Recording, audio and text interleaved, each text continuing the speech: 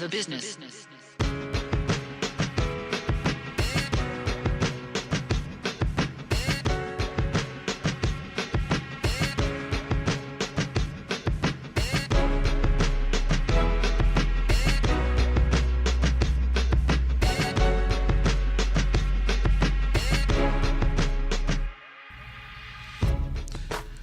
And welcome back to another episode of Day One Radio. My partner, my brother, Marius Garland is not in the building today, but you know, we decided to keep it going. We have a special guest, a timely guest in the building today, Bobby Huntley II, not Junior, Bobby Huntley II. That's Remember correct. That, y'all.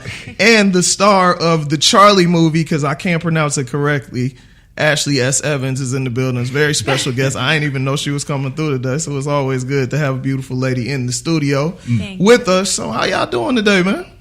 Awesome. Yeah, we excited. Oh, yeah. Bobby always has the greatest demeanor. Like, anytime I've ever run into him, dude is like always genuinely happy. Yeah.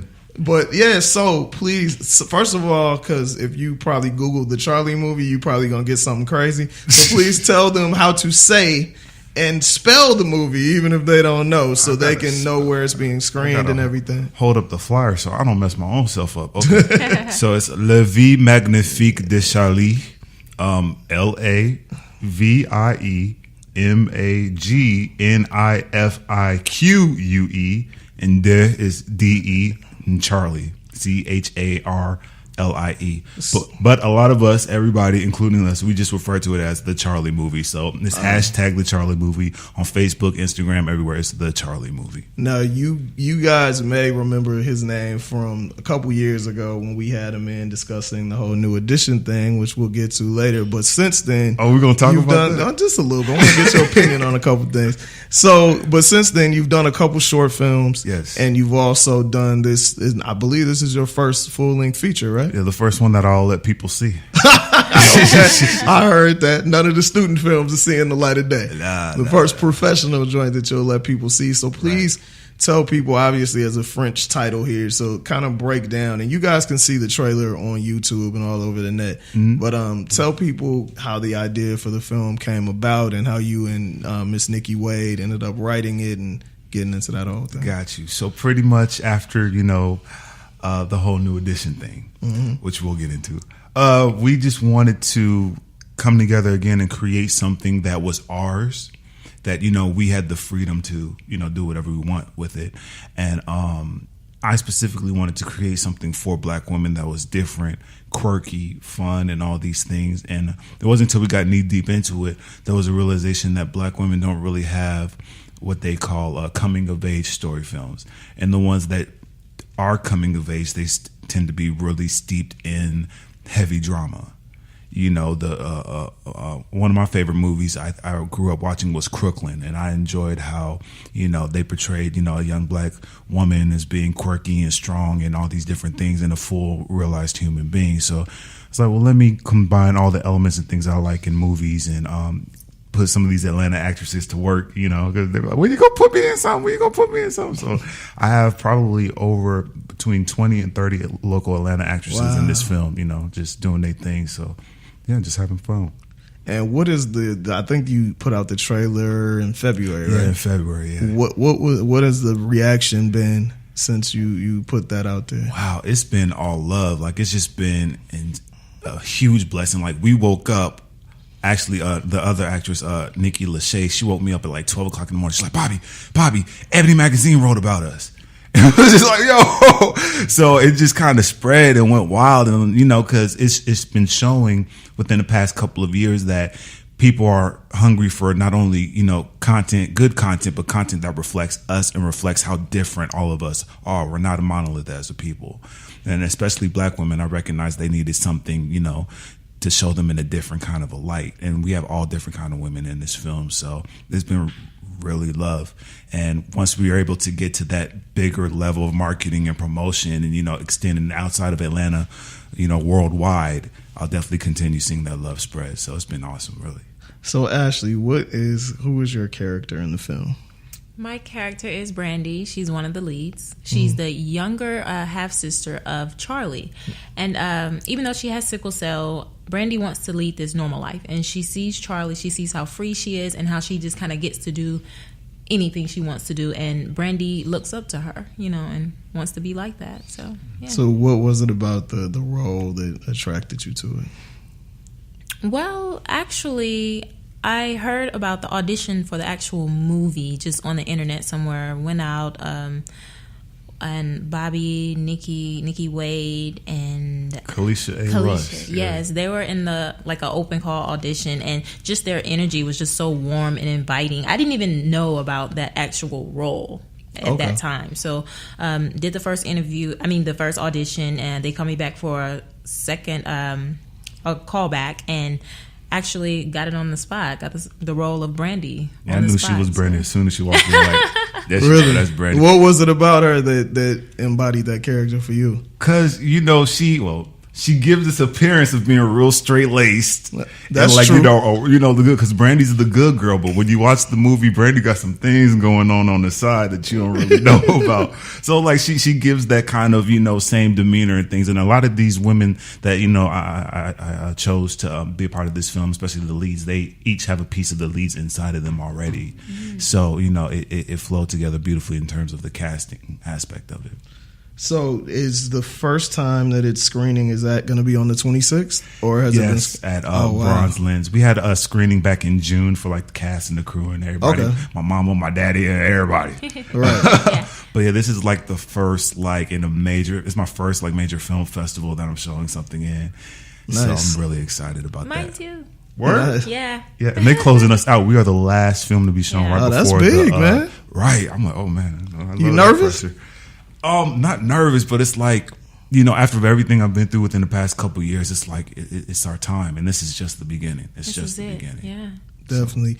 So, you keep mentioning Atlanta, of course, but I'm sure that there are people from other places that are looking at the film as well. So, have you submitted to other festivals and all of that? Definitely, for sure. I could definitely.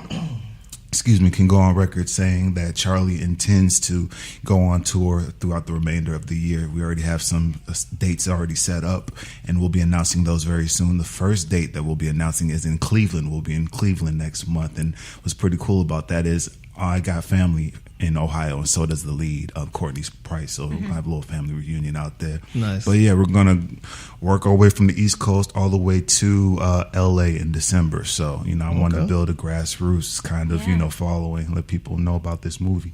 Right. Yeah. Now, I remember when you were on the show before, you talked about how you really knew and that you wanted to tell stories since you were, I think you said 10, 11 years old, something like that. That is correct, yeah. Started filmmaking at 10 years old. Right. So, in your 10-year-old mind, and I don't know how old you are now, did you think you would be right here? Did you think you'd be further? Did you think you'd still be learning?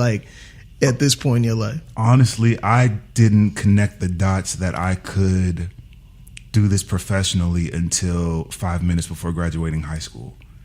I literally had no idea what I was going to do. I was like, oh crap, we don't come here no more to the school. It's about to be over. But in my senior year, I was in a filmmaking class, I guess. And, some people came from different schools. I'm like, oh man, we can do this. So I applied to a school, got accepted, and did that. But before, it was just something fun, telling my cousins what to do. All right, say this, do this. And so that was pretty much, I just like telling people what to do. That was what I was thinking when I was 10 years old. Right. One thing about you, you write, you produce, you direct, you have a hand in the casting. Is that kind of out of necessity, or do you feel like, hey man, I can do all of these things, I'm good at all of these things? Well, I do have my weaknesses, but right now it's just been trying to establish what a Bobby Huntley film is. I want to have a certain look, a certain aesthetic, a certain vibe, a certain energy, so when you're watching a Bobby Huntley film, you're watching it.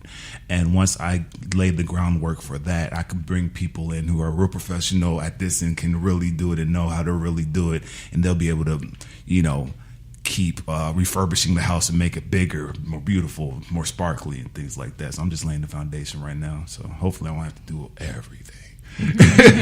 Ashley, what's your background in acting? How long have you known that you wanted to do this?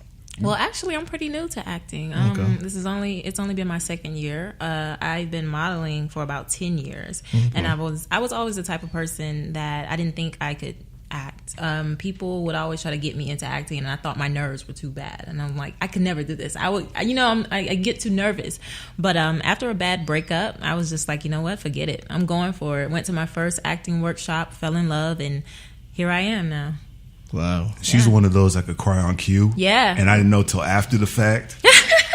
She can cry in like 20 seconds or less. I was like, wow. Yeah. That's a gift. Yeah, not everybody can do that. Not everybody can do that at all. So you had done a couple shorts, man, that you had put out there. And so what was the major difference for you from growing from doing short films into this? And the short films were like kind of this. I feel like just from the trailer that Charlie is kind of, it's a comedy, but it also has like a dramatic, like tear-jerking edge, whereas the shorts were a little more serious. So what was kind of like the growth and the journey during those processes? For me, like I wanted every project that I've done to be different from the last one, while still maintaining whatever the whole Bobby Huntley Films thing is. Like my previous short, Louisiana, that was honestly just an exercise for me to see if I can do love scenes, direct love scenes, and with the amazing actress Ashley John, make sure she was comfortable. Okay, you gotta. All right, how you gonna? Okay, are you cool with that? Because you got to make sure the actresses are comfortable because they're it's a lot going on. So it was more so practice for me, but it literally took me all over the country. I shown in New York, Hollywood, and it's just been this amazing thing. And we're actually going to turn that into a feature.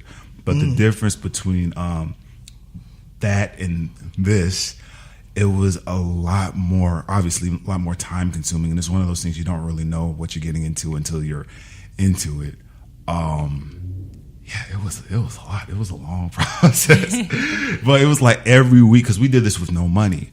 So every week a prayer, like, okay, calling people, can you please give us, $20 so we could feed the crew this week? You know what I'm saying? So it was all a tremendous blessing. I thank God for it, because these people just jumped on board, just having faith in me and, knowing that I'll, give them some good work that they'll be proud of.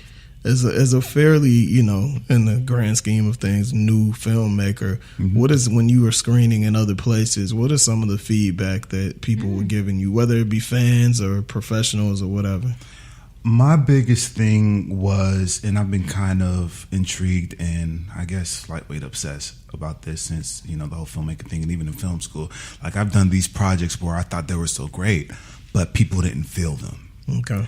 And so I had to take a step back and really learn what makes people feel, what kind of things that you could do without handing them emotions like, oh, cue the sad music. This is where you're supposed to cry. Right. So you just have to really learn and get into the psyche of the people and the visuals, how powerful visuals are. Because I've been told like 3 times people got pregnant from watching Louisiana.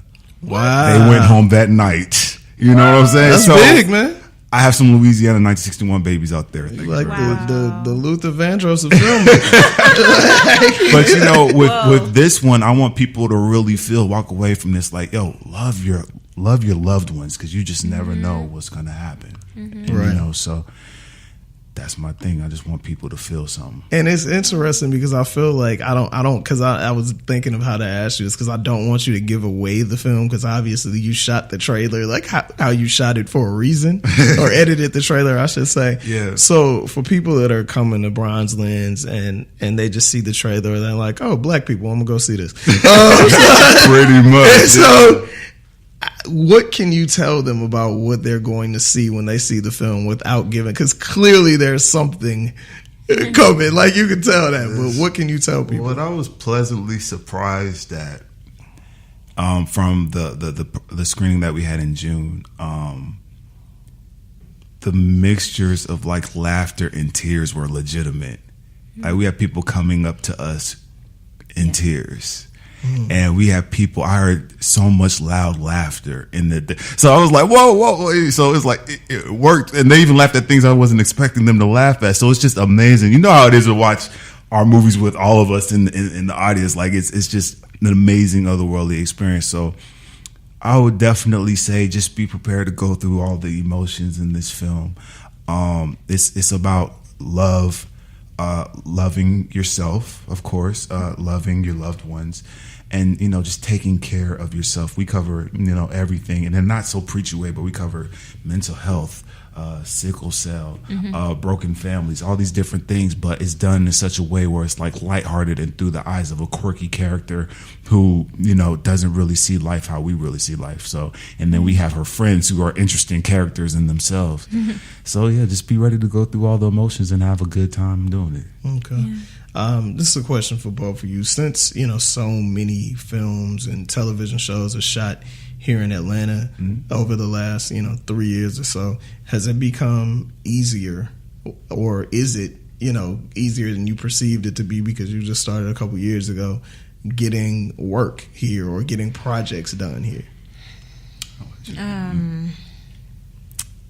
I mean, I am fairly new to the acting industry, but I wouldn't necessarily say it would be easier, but I think there's a larger pool to choose from, kind of like what projects I want to go out for. So I would say that it's not necessarily easy to get on a project. I mean, you have to audition and you have to fit the role, and the casting directors want you, but there is a larger pool of films and TV shows to actually pull from when we start to figure out what project we want to work on next. So yeah.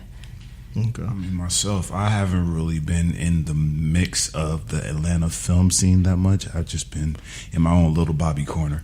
So this is like my first real, introduction to who is this guy? What has he done? Okay, so I hopefully this will help dip my toe into whatever's going on here, because I honestly, truly have no idea. I heard it's a lot, though. I heard it's a lot going on. Right. And for you, man, like, obviously this will be the first project that you will look after the run to get distributed with, and you grew up watching film, studying film, all of that. So with the advent of Netflix and Hulu and Amazon and all of that stuff, as a filmmaker and a business person, essentially, does it make it like having a wider pool, does it make it better for you to have different outlets that you could possibly get your film seen in more eyes? I'm probably going to give you the craziest answer to that question, but for me right now, in the seat that I'm sitting in, I'm most excited about personally bringing my film to the people. Okay. And building, a solid network of followers and supporters, and just going that organic route, because I don't want, my film to just be sitting in the Walmart or buried under a queue somewhere. And, of course you could tell people to go see it, but there's no real connection there. So right now, at least in this first phase of the film and the marketing aspect of it, I want to get it to the people, engage and grow with that. And through the data collected with that, that'll definitely help our case when we do get approached from distributors, because we'll have all the information, like, okay, this is what people are feeling, this is what they're saying. We have, all those things that'll help give us a better deal. So, who's your director role model? See, I'm gonna get in trouble. I don't really have one. I can tell you who was like kind of really lighting a fire under me right now. That is just an inspiration. Okay. Just a couple people, but definitely Donald Glover and Issa Rae. I love their whole movement right now, and I look up to them. And like every day, they just motivate me. I love this new renaissance of young black filmmakers who are just doing their thing. It's what is it about them that really inspires you, other than the obvious? But like, what really like what inspires me is that their comedy is. Sometimes, with us, we put ourselves in a box with what we think is funny, or what people think that black people think is funny. And they can step outside of that box, and that's risky and daring, and it's getting people. People are getting it, and I love that. You know what I'm saying? So I definitely love the whole era of be yourself, be different, dare to be unique that's going on right now. So, yeah. This year, for certain, has been crazy when it comes to eyes being on black movies, primarily because of Girls Trip and Get Out, making a ton of money on very little budget, right, and also having critical acclaim. How do those things inspire you to keep going and to realize that, you know, I don't need $100 million budget. I don't need superstars in my film. Like, I can write something that's smart and still be able to cross over to where audiences really get it. Yeah, like I said, right now it's a whole new renaissance going on right now. Like, people just, it's going to take them a few years to really realize how important and influential this time is. And we haven't seen anything like this in a minute. It's definitely inspiring. Like, I just feel like, just get out there and go for it. And if you have a project, just do it, and do it a few times to get it right. For me, you know, it's just been just so inspiring. It's like we didn't really have anything to make this project go. We just had an idea and the execution and the heart, because we knew that this film was important. And for me as a dude, I wanted to challenge myself to make a movie about black women that doesn't center around men. And saying that there's, because I personally, I'm tired of, you know, getting that men ain't you and your man and I get tired of that, you know. So I was like, well, let me try to see if I can go in a different direction. And actually, what's cool about this film is like, there's only one scene where that happens, and it's so polarizing that you're almost like, whoa, what is this? Because you've been in a whole movie in a world where, you know, that's not going on. You know what I'm saying? So I think that'll definitely touch people in a new way. That's what makes this film different from a lot of them. And how does writing with Nikki help you achieve that? Because we're still men at the end of the day. We think with man brains. Like, that's for real. Like, there were some things here she was like, take that out, take that out, take that out. But yeah, I had to, you know, definitely, you know, she, you know, that's the mother of the project. So I'm like, I'm trusting you. So here's what I want to do. What do you think? Okay, cool. So we just find a way to make it work, because, you know, she would know. So I was like, okay, you would know. So I'll just leave that alone. Most definitely, man. So it's a lot of people out there, especially because you don't have to have a ton of money to make, you know, visual projects anymore. It's a lot of people out there who shoot stuff on their phones, who have, you know, they shoot stuffs on their you know, Canons or Sonys or whatever. Yeah. But it's sitting there, like, no one's seeing it. Like, what advice do you have for young filmmakers or even burgeoning filmmakers that want to take their creativity that they've actually put into action and shot, but actually get it in front of people to see it? Right. Definitely marketing, promotion is extremely important. That's something that I'm really studying and getting into right now. You have to put yourself out there as a filmmaker, a personality, a person. Let people, you know, feel and touch you and understand who you are, where you come from, why you think the way you do, because that's kind of what will help get butts in seats. So take that seriously. I had to learn how to Instagram a year ago. So, like, how many selfies I got to do? Come on. But yeah, so that's part of it. Of course, perfect your craft and all of that, but you have to, like, I have to buy clothes and learn how to dress now and go to Marshalls and try to strike a deal. You are a little fresher than the last time you came. Yeah. I see it, the little style upgrade. 60 pounds lighter and everything. Like, it's all up to you. Just got to try your best, whatever you got to do. Just, it's the work 360 degrees all the way around. Understood. Yeah. I mean, that makes a lot of sense. So earlier we were talking about the whole New Edition thing, and if y'all don't know, Bobby, I don't care what nobody say.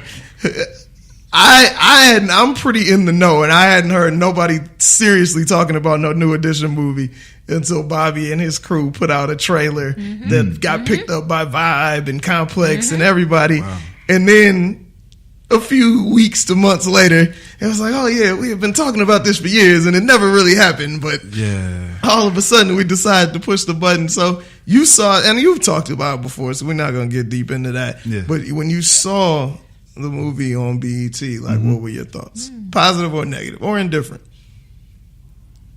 I'm not going to lie, I didn't want to watch it.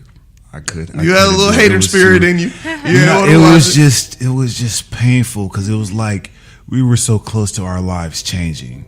Yeah. Like, we could see it, you know, like Brian, the one who played Bobby Brown, he's been flown out at least 3 times, you know, for serious consideration of the role of Bobby Brown. And, you know, there was, you know, a little bit of carrot dangling. I'm not going to lie to you, but, you know, at the end of the day, God made it so. You know what I'm saying? So I just had to, respect. So they were, because I remember you said you had a couple conversations even super early on. So there was talks of you being involved, right, in the actual, right, in the thing. It just didn't happen. It just didn't happen. Like, I'm gonna get that call, and I didn't get that call. Wow. And I found out what the reason was after the fact. But what was the reason, man? Legal. Gotcha. Legal. So whatever legal means. But yeah, it's just one of those things. It's the breaks. I thought I was gonna be, the next was that Patty Pie person, the one that made Patti LaBelle Pies famous, and then she brought him on tour like, hey, come on, right, and whatever. Some guy from the supermarket that Maxwell brought out on stage, because he could sing like Maxwell. So that wasn't the case for me. But it's all good. My number one bottom line that I said from the beginning, and I say it at the beginning of the trailer, and people seem to forget, but this is about giving them their flowers while they're here. Yeah. That's my bottom line. So whether if it was me or somebody else, it doesn't matter, just as long as it got done and it was good. And it was a cultural, it was huge for the culture. Yeah. Mm-hmm. So definitely. I couldn't feel, sorry for myself for that, because like the world needed it at that time. Wasn't around the time the inauguration or something like that. Yeah, so we I needed it so. at that time. So what the irony of you saying that, you probably realize it's not sure if you do or not, but it seems like your entire career and the way that you approach your work is for longevity. Yes. And it seems like if that would have been your moment, it would have been a lick. It wouldn't have been life change. You know what I mean? Yeah. It would have been like, oh yeah, that's the dude from the New Edition movie.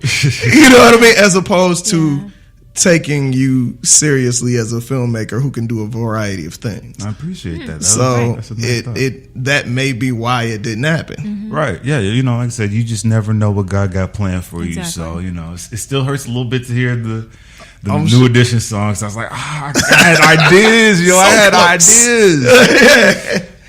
And I was even actually, I don't know if y'all know this, but I was actually signed on to do the Bobby Brown movie. But really, he backed out of that as well. So it was like, so close. Had a contract and everything.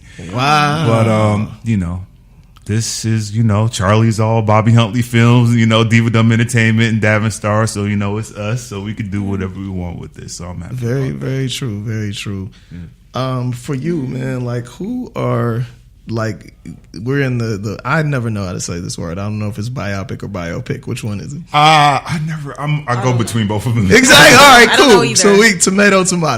It's all good. So we've had like a bunch, the Pac joint, NWA, a bunch of terrible ones on TV, a couple good ones on TV. Yeah. What artist would you want to see outside of New Edition do a biopic and then you be attached to it, or even just want to watch? I had an answer for this, but I forgot it because it's been so long. And I was legit in the biopic circle for like a good year after the whole thing. Like I had random groups call me and Oh wow. Yes. Like Color Me Bad. They want to do a biopic. I wish I had an answer for you. I don't have. It's been so long. I was like, yeah, let me get out of the whole biopics because I had to like keep studying that. All these different groups that was calling me, and it was just a world I had to immerse myself in. I was like, you know what? Let me get out of this because things were really moving. But there's one I think I'm still on the short list for, but I don't think I can say. But yeah, that would be all these secrets, man. I know, man. That's how this industry is, man. You gotta wait till the check's clear before you can say something. Yeah, right? Or else. It seems like it's a lot. It was a time when television wasn't taken as seriously as film, and I think those lines are being blurred more and more. Do you have any desire to do any TV or even web stuff? I've always been scared of web series because that's like a huge commitment. And like, yeah, we got to keep filming and keep filming. You are really like a young ass old man. Everybody says that. Everybody says that. I'm just all stuck. But I'm like, think you filming next week, but you're actually like, I got a gig. I can't shoot this movie no more or this web series no more. So that's what I've been scared of. So I don't know. Have you ever done a web series? No, I don't. Just like you said, I don't like the. It's just continuous. I need an ending. So because I want to go to the next project. Right. I feel like a lot of them have like it's 12 episodes, 15 episodes, and then they move on to the next season or whatever. At least some of the ones I watch, but there are some that have tons of episodes. And it's like, fam, let's wrap this up. Yeah, Exactly. I would love to conquer the web series monster, but I'm gonna need a machine behind me. I'm not gonna do it just like Bobby Huntley, and Right. No, I need like a machine with a budget behind me. To do Gotcha. like that. So, obviously, Charlie is the thing right now. Do you already have any idea what you're going to shoot? Because you're pretty prolific. Like, you stay working. What's next? Honestly, the whole promotion and marketing of Charlie has just been like, But, also, we do have a what's next. What? Oh, yeah. We secretly shot our follow-up. This project is called Least Suspect. Yeah. And the cool thing about this actress right here to the left of me, Miss Ashley S. Evans. Me? Yes. Yes, you. She had her role in Charlie, and it was a great role. But she was so awesome. I was like, I want to give her something else, something more that she could really sink her teeth into. And she's doing some amazing things with this project. And we're actually going to be screening it tomorrow. Nice. Yeah, so I'm really excited about that. Thank you. Thank you. So it's completely different from Charlie. Like I said, I want to do each thing completely different than the next. Nice.